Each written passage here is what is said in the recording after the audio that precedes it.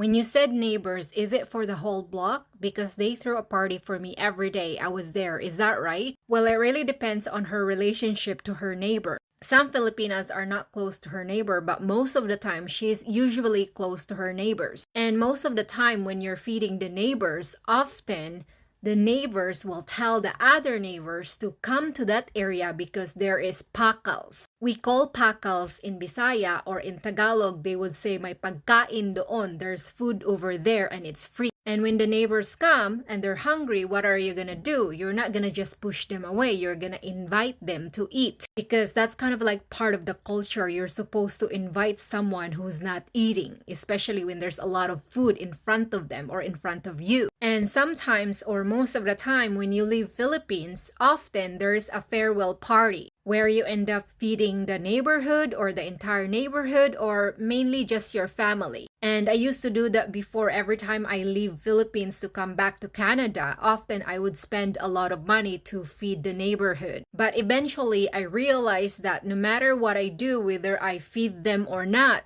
they will always say bad things or gossip behind my back. So the last time I left Philippines, I did not feed the neighborhood at all. So I've decided to just feed my families and relatives and end up saving my money. And so far, I haven't heard any gossip or neighbor saying something, but to be honest, if they will, I don't really care. So yeah, if you want to be generous, you can feed the entire neighborhood and they're gonna like you. But if you just want to spend time with her family and her friends, then you can do that too. Other than that, it's all your decision.